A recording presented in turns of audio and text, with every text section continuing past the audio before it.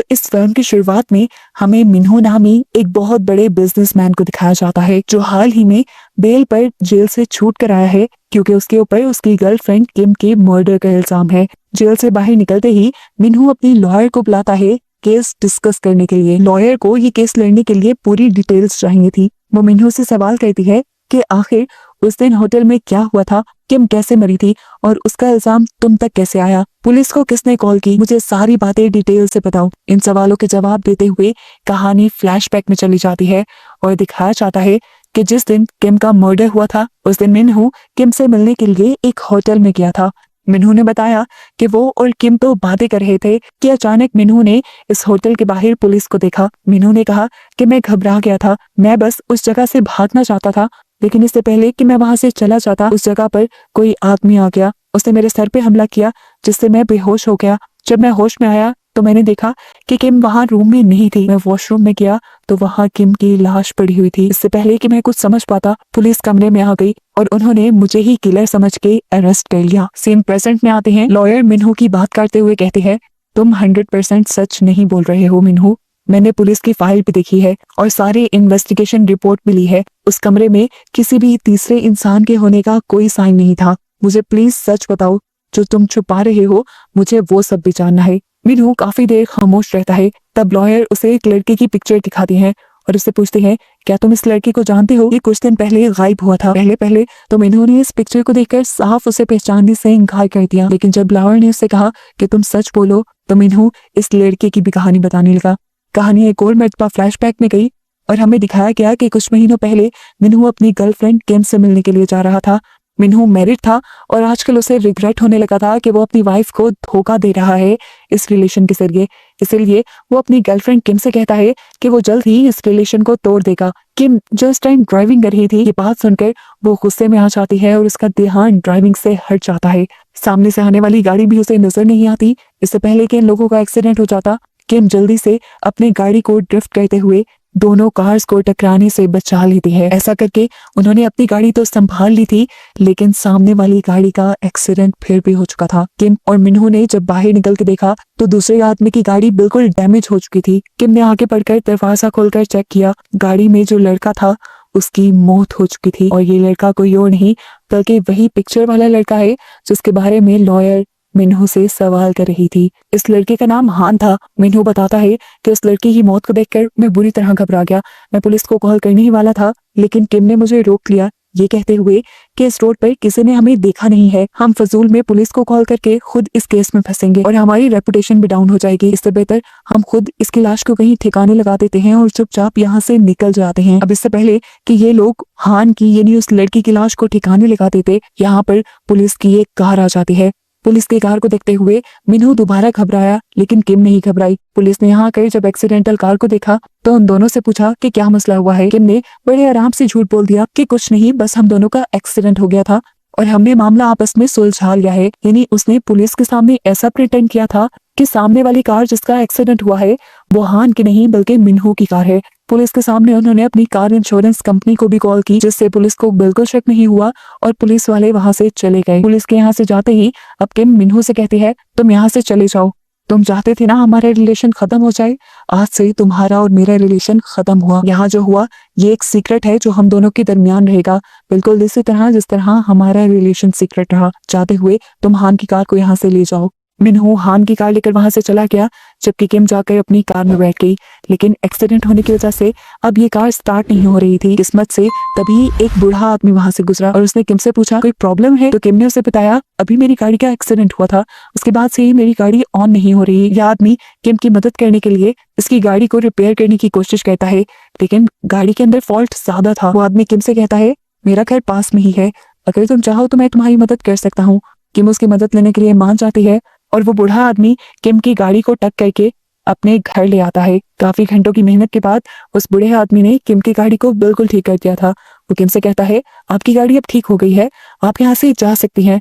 किम उस आदमी की बहुत शुक्रगुजार थी। इससे पहले कि वो यहाँ से चली जाती, उसने यहाँ पर एक पिक्चर देखी और वो शॉक रह गई। वो हान की पिक्चर थी जिसे एक्सीडेंट में मारकर वो उसकी लाश को ठिकाने भी लगा आई थी। अब उसे रिग्रेट हो रहा था कि जिसको उसने मारा उसी के बाप ने उसकी इतनी मदद की और वो अब बेसब्री से अपने बेटे का इंतजार भी कर रहे थे। बड़े फॉर्मल वे में अंकल ने उससे कहा, देखो इतनी देर से निकला है, अब तक घर नहीं आया मेरा बेटा।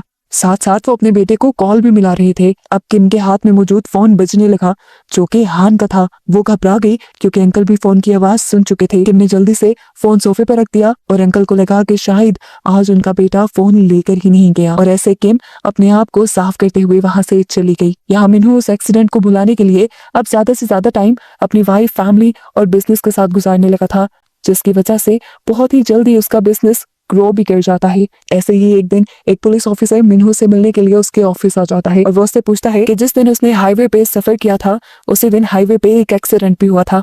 अगर वो इस एक्सीडेंट के बारे में कुछ भी जानता है तो पुलिस को बता दे, लेकिन मिन्हू ने साफ इनकार कर दिया कि वो इस एक्सीडेंट के बारे में कुछ नहीं जानता। हालांकि पुलिस ऑफिसर उसे अपना कार्ड भी दे गया कि अगर तुम्हें उस एक्सीडेंट के बारे में कुछ भी याद आए या पता चले तो मुझे जरूर बता देना। थोड़े दिन बाद मिन्हू को उसकी वाइफ के साथ डिनर करते दिखाया गया। तभी न्यूज में उसी एक्सीडेंट की न्यूज चलने लगी। यहाँ न्यूज में अब एक औरत का स्केच भी दिखाया जाता है जो किसी और का नहीं बल्कि किम का ही स्केच था, और पुलिस बता रही थी कि इस एक्सीडेंट की जिम्मेदार किम है, जिसे अब पुलिस जोरों से ढूंढ रही है। हान के डैड ने पुलिस को यह बयान दिया था कि किम उसे एक्सीडेंट वाले रोड पे ही मिली थी और उसके बाद से किम का कुछ अता पता भी नहीं था, तो सारे शक किम के खिलाफ थे। इतनी देर में अब मिन्हू को किम की कॉल आई। किम उसे मिलने के लिए एक सीक्रेट जगह बुला रही थी। मिन्हू भी बगैर किसी देरी के किम से मिलने के लिए चला गया, जहां किम का हुलिया पहले से बिल्कुल बदला हुआ था। किम ने उसे बताया कि मैंने अपने बाल काट दिए हैं और अपना हुलिया चेंज कर लिया है ताकि पुलिस मुझे पहचान ना पाए। यहाँ पर किम सिर्फ मिन्हू को हान के कार्ड से निकले आई थी। वो मिन्हू से कहती है कि तुम उसके कार्ड की डिटेल्स चेंज कर दो ताकि लोग उसे एक बहरूपिया समझे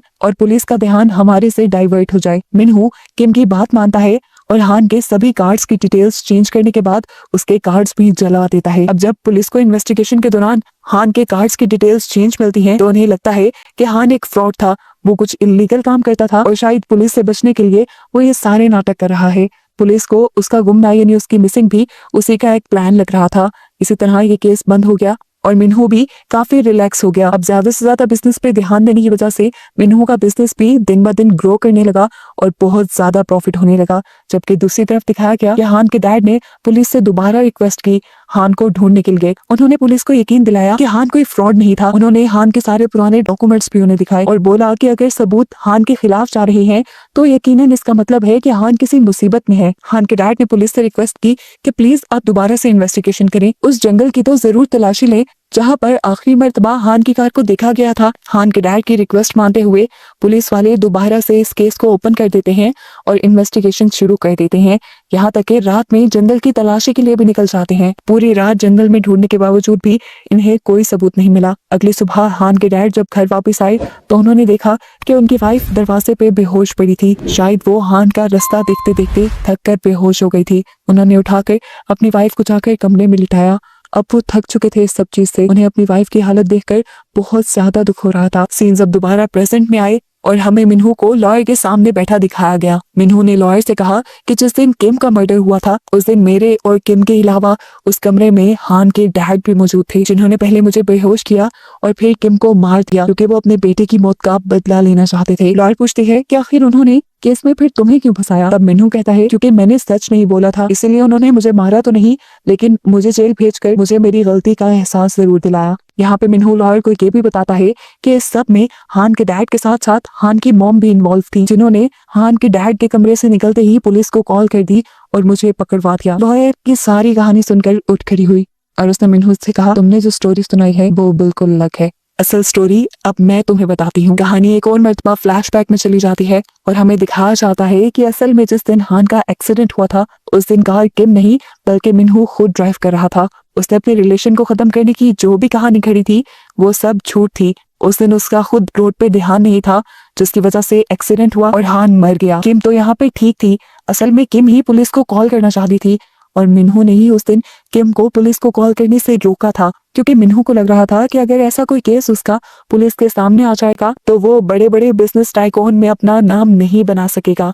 हालांकि किम को अपने नाम की कोई परवाह नहीं थी। वो मिन्हू ही था जिसने किम को ये करने पे मजबूर किया। यहाँ तक कि हान की लाश को छुपाने और ठिकाने लगाने तक का प्लान भी सारा मिन्हू का ही था। और मिन्हू इतना शातिर था कि उसने सारा प्लान इस तरीके से खेला कि खुद वो इस सारे केस से साइड पर रहा और सारी जगह किम फंसती गई। किम को तो खुद हान की मौत का कहीं ना कहीं बहुत दुख था। पुलिस भी किम के पीछे पड़ी हुई थी। किम को उन दिनों अपनी आइडेंटिटी भी छुपानी पड़ी, अपना काम भी छोड़ना पड़ा, लेकिन उसके बावजूद उसका दिल नहीं मान रहा था सारी सच्चाई छुपाने का। उसने आखिर एक दिन हान के डैड को कॉल करके सारी सच्चाई बता ही दी। और जैसे ही ये बात मिन्हू को पता चली तो मिन्हू को बहुत ज्यादा गुस्सा आ गया और इसी गुस्से में असल में उसने किम की जान ले ली। अब क्योंकि वो हान के मर्डर के साथ साथ किम का भी मर्डर कर चुका था, इस सब में फंसना तो वो नहीं चाहता था।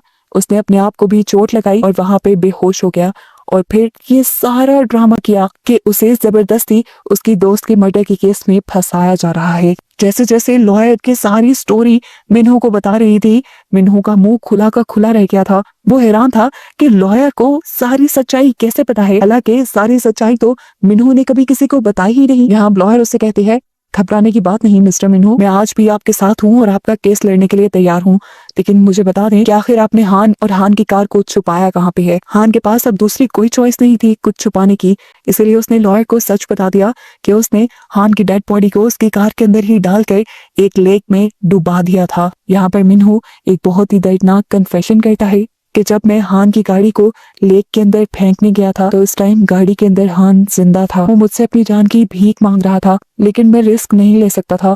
अगर मैं उसे छोड़ देता तो मेरे पे केस बन जाते, इसीलिए मैंने उसे जिंदा ही पानी में फेंक कर मार दिया। मिन्हू की ये बात सुनकर तो लॉयर भी शॉक हो जाती है, क्योंकि ये बात उसे नहीं पता थी कि जब मिन्हू ने कार को लेक में डाला तो तब हान जिंदा था। उसे तो यही लगता था कि एक्सीडेंट में ही हान मारा गया होगा। लॉयर अब ये सोच रही थी कि मिन्हू कितना ज्यादा संदिल है, अपने वफात के लिए उसने एक लड़के को मार दिया। अब लॉयर ने उसके सामने एक मैप रखा और उसे कहा कि मार्क करो वो जगह जहाँ पर तुमने हान की कार को धक्का दिया था। मिन्हू ने भी पेपर उठाकर वो जगह मार्क कर दी। मार्क करने के बाद लॉयर ने वो पेपर उठाया और अपना सामान इकट्ठा करने लगी। सामान इकट्ठा करने के बाद उसने मिन्हू से कहा, मिस्टर मिन्हू, मैं आपका केस नहीं लड़ सकती क्योंकि आपने मेरे से बहुत बड़ी सच्चाई छुपाई है कि वो लड़का तब जिंदा था जब आपने उसको छुपाया। ये कहकर वो उसके घर से बाहर निकल गई और अपनी कार स्टार्ट करके वहां से जाने ही लगी कि तभी उसकी कार का टायर वहां किसी खड्डे में फंस गया। उसकी कार अब आगे चल नहीं रही थी। बाहर मौसम भी इतना खराब था कि अगर बाहर रुका जाता तो शायद उनकी मौत ही हो जाती। मिन्हू यहाँ उससे कहता है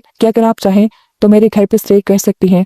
इस टाइम ये लॉयर उसकी बात मान लेती है और उसके घर वापस आ जाती है। घर आने के बाद मिन्हू नोटिस करता है कि इस लॉयर के सिग्नेचर असली लॉयर से मैच नहीं कर रहे थे। मिन्हू अब कंफ्यूज हो गया और यहाँ पे कहानी में आया एक बहुत मजे का ट्विस्ट। असल में जो औरत यहाँ पर आई थी वो कोई लॉयर नहीं थी, बल्कि थी हान की मॉम, जो सिर्फ मिन्हू से उसका कन्फेशन लेने के लिए आई थी ताकि वो सिर्फ ये जान सके कि असल में मिन्हू ने हान को और हान की कार को कहाँ छुपाया है। मिन्हू को जैसे ही इस बात का अंदाजा होता है तो वो फौरन हान की मोम के ऊपर अटैक कर देता है। यहाँ इस हाथापाई में ये दोनों ही गिर जाते हैं और दोनों के ही सर पे चोट लगने की वजह से दोनों बेहोश हो जाते हैं। कुछ देर बाद सबसे पहले हान की मोम को होश आता है। होश में आते ही उन्होंने यहाँ पे एक गन उठा ली अपना डिफेंस करने के लिए, लेकिन यहाँ मिन्हू एक और मर्तबा चला के दिखाता है और हान की मोम से अपने ऊपर ये गोली चलवा लेता है और साथ ही पुलिस को भी कॉल कर देता है। इतनी देर में पुलिस जब यहाँ आई तो पुलिस को लगा कि हान की मॉम ने मिन्हू को मारने की कोशिश की है और इस तरह किलर मानते हुए उन्हें अरेस्ट कर लिया जाता है। पुलिस अब उसे अपनी कार में बिठा लेते हैं।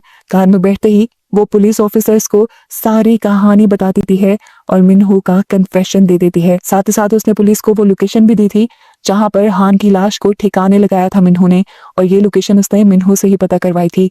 उसकी बात मानते हुए पुलिस दोबारा इन्वेस्टिगेशन शुरू करती है और जब उस जगह की छानबीन होती है तो वहां से हान की कार के साथ साथ हान की डेड बॉडी भी मिल जाती है, जिससे बात अब साबित हो गई थी कि असली किलर कोई और नहीं बल्कि मिन्हू ही है। मिन्हू जो कि अभी तक जिंदा था उसे अब पुलिस ने अरेस्ट कर लिया और हान की मॉम को छोड़ दिया गया। मिन्हू का करियर तो अब पूरी तरह तबाह हो चुका था और वो अभी तक सिर्फ इस बात पे हैरान था कि ये सब दो बूढ़े लोगों की वजह से हुआ था जिन्होंने उसके खिलाफ एक बहुत बड़ी प्लानिंग की। ना सिर्फ उसके जरिए अपने बेटे का पता करवा लिया बल्कि उसको भी पूरी जिंदगी के लिए जेल भिजवा दिया। वो दोनों मिलकर अपने बेटे की मौत का बदला मिन्हू से ले चुके थे। अब मिन्हू जानता था कि वो पूरी उम्र जेल में सड़ेगा। आखिर में वो दोनों माँ बाप अपने बेटे हान की लाश को देखकर फूट फूट कर रो देते हैं और बस उन्हीं को दिखाते हुए ये कहानी यहाँ खत्म हो जाती है।